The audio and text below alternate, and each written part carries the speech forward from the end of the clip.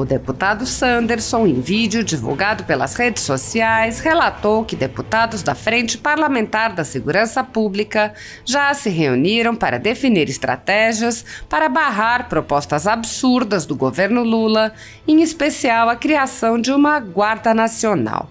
O deputado disse: completamos os primeiros 30 dias do desgoverno Lula, quando assistimos a uma série de propostas e proposições estapafúrdias absurdas.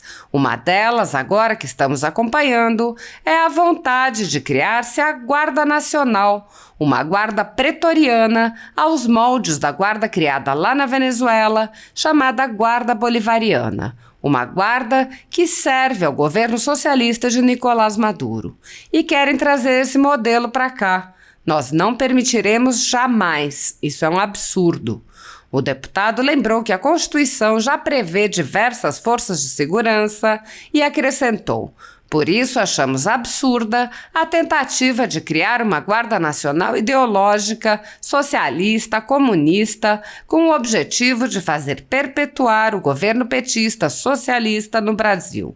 Algo inadmissível. Hoje reunimos um grupo grande de deputados federais da Frente Parlamentar de Segurança Pública, algo em torno de 50 deputados, e já dissemos que não aceitaremos mais esse absurdo de Lula e Flávio Dino, a chamada criação da Guarda Nacional. A Guarda Nacional Bolivariana da Venezuela funciona como polícia política do ditador Nicolás Maduro. No Brasil, cidadãos já vêm sendo perseguidos por motivos políticos há alguns anos, com setores da Polícia Federal, em especial, cumprindo essa função, e o governo Lula vem prometendo intensificar a perseguição em diversas frentes. Na conjuntura jurídica atual do Brasil, muitas pessoas estão sendo tratadas como subcidadãos, sendo perseguidas implacavelmente por medidas judiciais invasivas e arbitrárias, sem direito razoável ao contraditório e à ampla defesa, pelo simples motivo de terem manifestado apoio ao ex-presidente Jair Bolsonaro. Por expressarem suas opiniões, são alvo de CPIs, de inquéritos secretos conduzidos pelo ministro Alexandre de Moraes no Supremo Tribunal Federal, ou são vítimas de medidas arbitrárias, como prisões políticas, apreensão de bens, exposição indevida de dados, entre outras. O ex-presidente Jair Bolsonaro chegou a advertir em um pronunciamento para uma manifestação da subprocuradora Lindor Araújo, da Procuradoria-Geral da República, que mencionou o uso da técnica da Fishing Expedition por parte do ministro Alexandre de Moraes, do Supremo Tribunal Federal. A técnica é comum nos inquéritos conduzidos por Moraes contra adversários políticos, jornais independentes e cidadãos que se expressam de maneira crítica contra a conduta de ministros da Suprema Corte. Neste modus operandi, o investigador promove uma devassa em pessoas escolhidas por ele para procurar algum indício ou algum motivo para acusação, em contrariedade ao preconizado pelo direito que deveria investigar fatos. Bolsonaro disse: há uma figura dos advogados joga-rede. O cara joga a rede, depois puxa a rede, vê o que tem nela e acusa a pessoa. Se eu pegar qualquer um de vocês, quebrar os sigilos de vocês, tua esposa, teu irmão, teu tio, teu avô, teu padrasto, vou achar alguma coisa. Ah, o cara comprou 20 mil reais um carro de um tal fulano. Vai que esse fulano é traficante e ninguém sabe disso. Opa, vamos investigar esta pessoa por relação com o tráfico.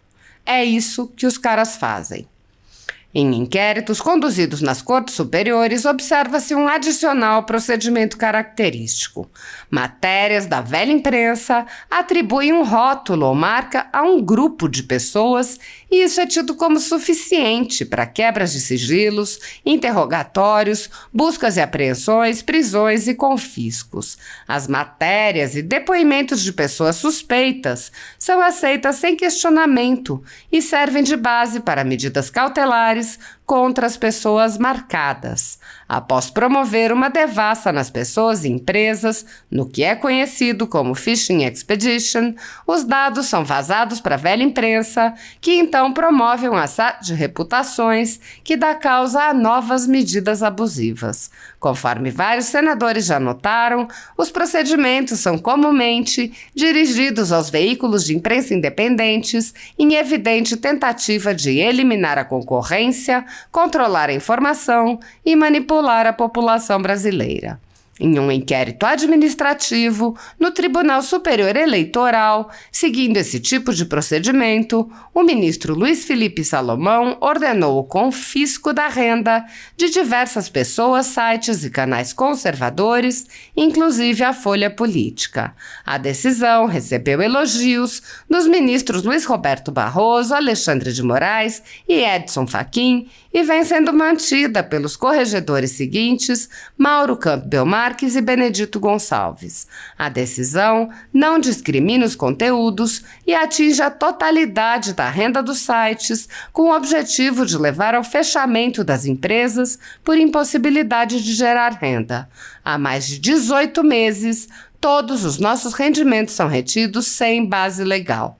Se você apoia o trabalho da Folha Política e pode ajudar a impedir o fechamento do jornal, doe qualquer valor através do Pix, utilizando o QR Code que está visível na tela ou o código ajude@folhapolitica.org. Caso não utilize Pix, há a opção de transferência bancária para a conta da empresa Raposo Fernandes, disponível na descrição deste vídeo e no comentário fixado no topo. Há 10 anos, a Folha Política vem mostrando os fatos da política brasileira e dando voz a pessoas que o cartel midiático quer calar. Pix ajude@folhapolitica.org. Assim está.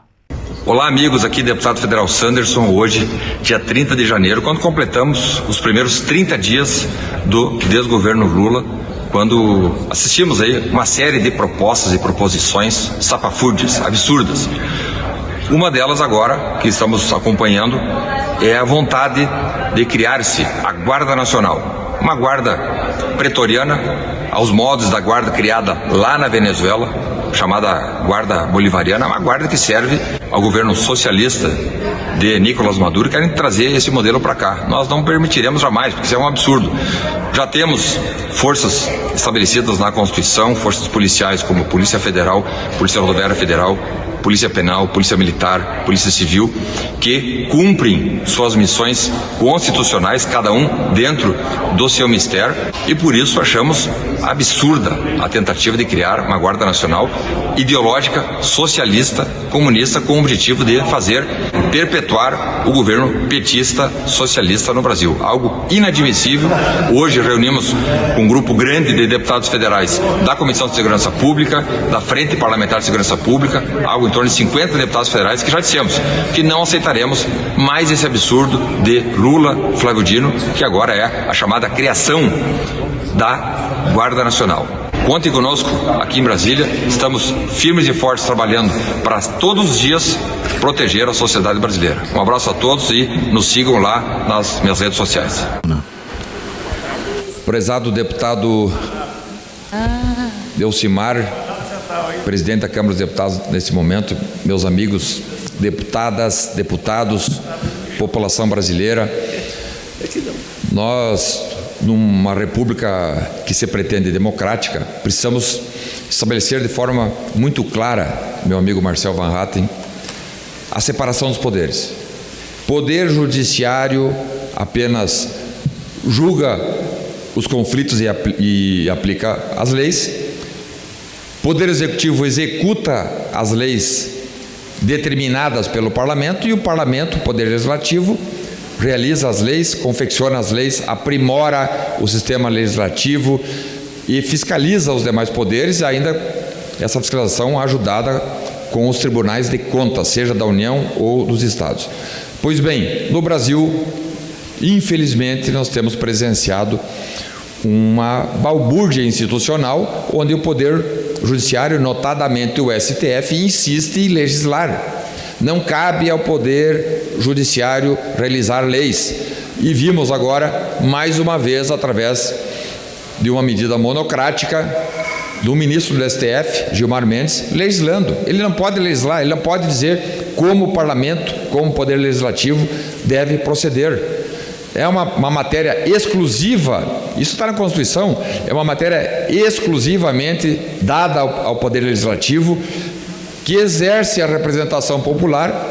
O Poder Judiciário não tem representação popular, o Poder Executivo também não tem representação popular, na medida em que ele tem a representação apenas administrativa, e aos deputados federais, aos senadores da República, ou seja, ao Parlamento, cabe a confecção de leis. E mais uma vez vimos, isso é uma sequência de fatos, né? São intermináveis as intromissões realizadas pelo Poder Judiciário, e isso faz muito mal à democracia brasileira, que sem a separação dos poderes, sem os poderes autônomos, independentes, claro, harmônicos entre si, mas autônomos e independentes, nós jamais teremos uma democracia de fato. E mais uma vez nos deparamos então com essa situação. O Parlamento brasileiro, Câmara e Senado, precisam agir. Temos aí inúmeras demandas sociais, demandas populares de grande valor que precisam serem votadas. Eu cito aqui a PEC 333 de 2017, que acaba com o chamado foro privilegiado, minha amiga deputada Adriana Ventura. Vamos votar essa PEC, acabar. O Brasil é dos poucos países do mundo, que temos ainda foro privilegiado por prerrogativa de função. São 55 mil autoridades do Brasil que possuem esse privilégio. Então vamos acabar, fazer de fato com que o Brasil seja levado a sério. Como também uma outra PEC, 199, que trata da possibilidade de prisão após a segunda instância. Meu amigo Evair de Mello, vamos fazer com que todo cidadão brasileiro que cometa um crime após a segunda instância vá para a cadeia. Não tem espaço mais para impunidade no Brasil. Enquanto países da Europa, minha amiga Lisiane Bayer, enquanto em países da Europa, em países civilizados, após a primeira instância, em alguns casos graves, o sujeito já vai para a cadeia e recorre preso, aqui nós temos a chamada quarta instância, um sujeito condenado duplamente com recurso ao STJ, querendo ser o presidente da República, sem a menor condição moral, porque Lula da Silva foi condenado duplamente, teve contraditório, ampla defesa, plena defesa, as acusações foram confirmadas por um poder judiciário com contraditório, e esse sujeito agora quer ser o presidente da República. Então é uma série de desmandos, um conjunto de desajustes que o Parlamento brasileiro, afinal de contas, somos eleitos para isso. O Parlamento brasileiro tem que fazer o seu mistério, aprovando leis modernas. Eu citei aqui fim do foro privilegiado e possibilidade após a prisão em segunda instância, mas temos também propostas que limitam as decisões monocráticas de tribunais. Vejam, eu cheguei a fazer esse estudo. Nos Estados Unidos, o STF faz a sua judicatura com 90% das suas decisões dadas pelo colegiado. Ou seja, o tribunal, a Suprema Corte Americana se reúne e em 90% das vezes dá a decisão. Aqui é o contrário. 90% das decisões do STF são monocráticas. Isso está errado. Então, mais uma legislação que pode ser modernizada através do Parlamento brasileiro. Então, temos muito a fazer. Câmara tem responsabilidade, Senado Federal tem responsabilidades, e o Parlamento junto precisa atender o anseio da sociedade brasileira. E para finalizar, quero aqui mais uma vez registrar a repúdio, a indignação nacional com a soltura de um dos maiores corruptos. Temos um país, infelizmente, tem muitos corruptos como o Brasil, mas um dos maiores corruptos, chamado Sérgio Cabral, condenado a 390 anos de reclusão, posto em prisão domiciliar. Isso é praticamente um deboche à sociedade brasileira, não dá para permitir, e mais uma vez, através de uma decisão do STF, um corrupto contumaz que diretamente agiu retirando recursos da saúde, da educação, da segurança pública, através daquele ralo de corrupção, daquela corrupção sistêmica estabelecida no Rio de Janeiro, com a parceria de Lula e sua turma, dilapidaram o dinheiro público e agora esse sujeito está em prisão domiciliar. Então, Parlamento brasileiro, Câmara e Senado, vamos atuar para que o interesse da sociedade brasileira seja, de fato, defendido. Obrigado a todos.